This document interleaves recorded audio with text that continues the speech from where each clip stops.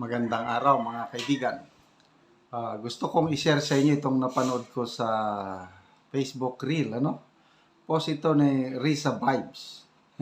Sabi niya, si Ma'am Hanilet, biglang naging tropa yung nakasalubong. Tungkol ito sa ABS-CBN reporter. Binubuntutan niya si Ma'am Hanilet. Gusto niyang ma-interview. Iwas naman ng iwas si Ma'am Hanilet. Hanggang may makasalubong na taong Pilipino, bigla na lang nawakan ng kamay para magkakilala, para lang makaiwas sa ABS-CBN reporter. Kawawa. Okay. 5 beses ata itong nag-attempt. Tingnan natin . Okay.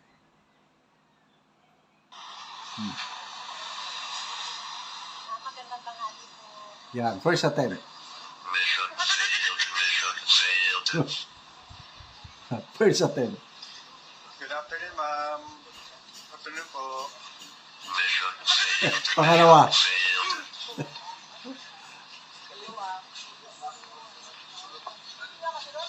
Hanilet. Ayun Tatlo na.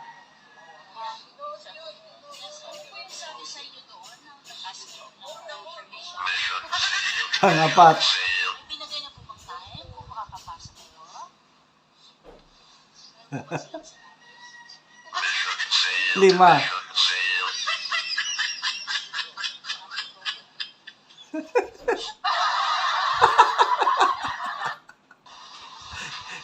Ulitin natin. Magandang tanghali.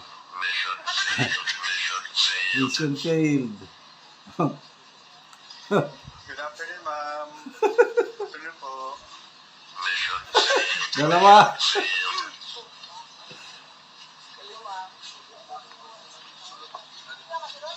Hanilet. Sunod-sunod. Yan yung kasalubong. Bigla na lang.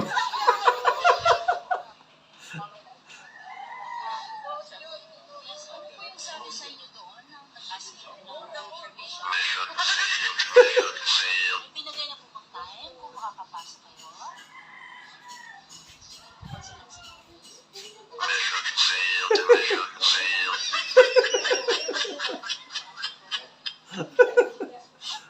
Ayan si tatay, di ko ito pa. Size MA9 naman natin ito. Mamaya na lang itong MA9. Ano kayang pakiramdam ng mga ABS-CBN reporters sa mga pangyayari yan? Nakokonsensya ba sila?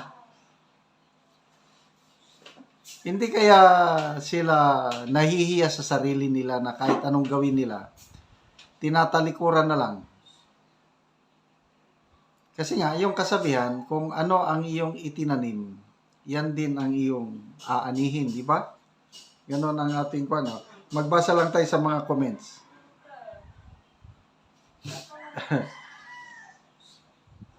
Kusina ni Mami. Tama lang yan sa mga bias media. El Bensing Baisa. Looya anaoy.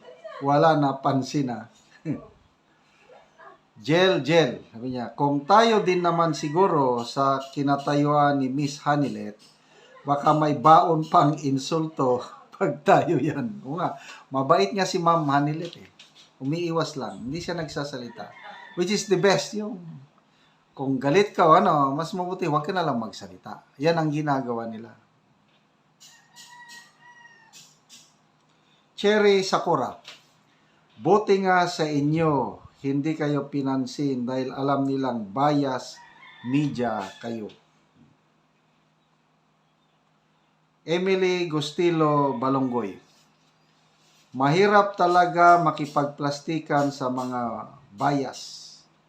Hindi mo gustong gawin pero magagawa dahil may dahilan na yun. Kasi kung naging mabuti lang kayong mga mamamahayag, hindi nyo yan sasapitin. Kaya isip-isip kayo dahil sambayanan na ang walang tiwala sa inyo. Sino ba yung nag-post? Si Joey Di Bebre. Sabi niya, your currency is trust. O ang puhunan nyo dyan is tiwala. Mas mabuti pa, umuwi na lang kayo, bias media, dahil halos wala nang gustong sumagot na Duterte, members ng Duterte family sa kanila. Kumbal Padero. Sinong matutuwa sa kanila ay bias. Tama lang yun sa mga taong walang kwentang magbalita.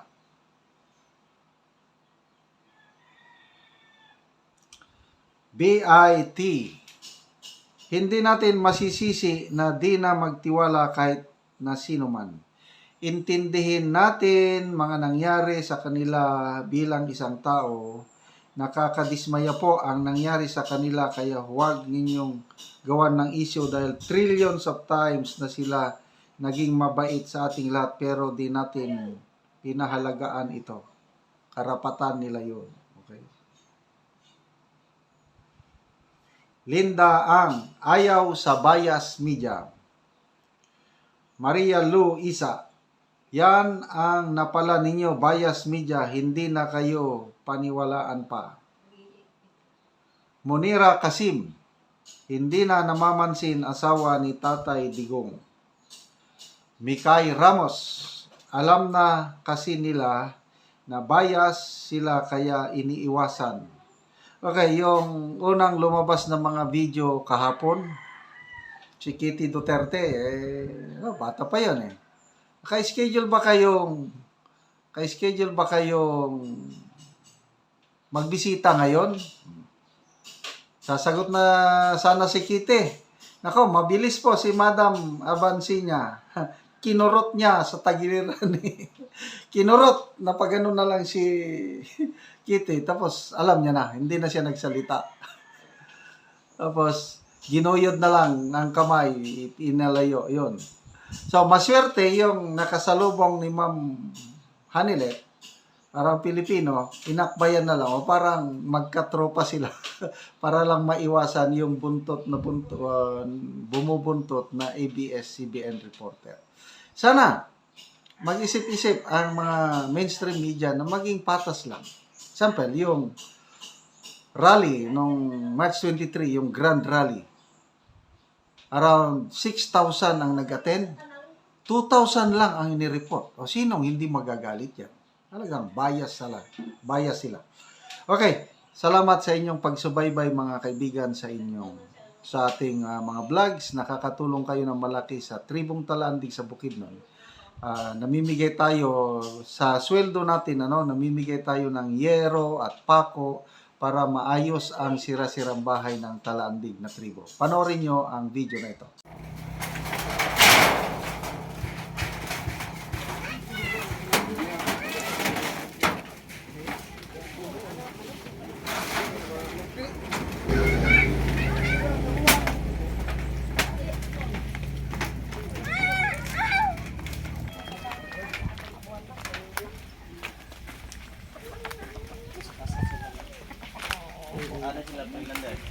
Gina na ko nga siya mo saka kay Og mo na ni ang natagaan ng mugero ni nagisandik ang ilangero, og mo na ni ang ilang atop nga tanggalon karon.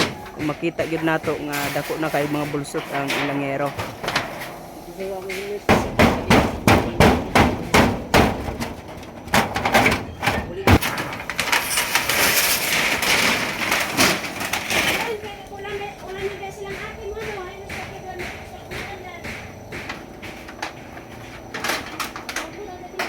Nangapotol na ang ilang yero na ilang gatangtangon.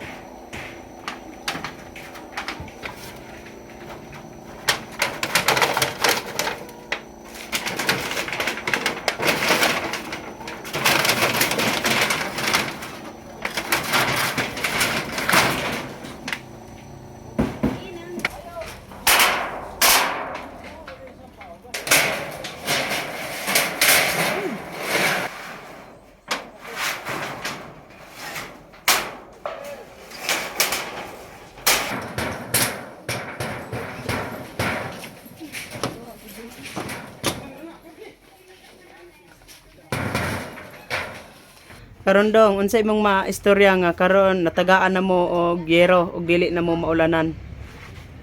Nagpasalamat po sa Ginoo kay di na yung maturon. Salamat sa taning nag-sponsor ning sin. Thank you. Oo. Sumuna ni ang yero nga nakadot sa ilahang balay so dili na gid sila matuluan. So salamat daw sa nagatan-aw sa video og sa nagtabang maniog sa Ginoo.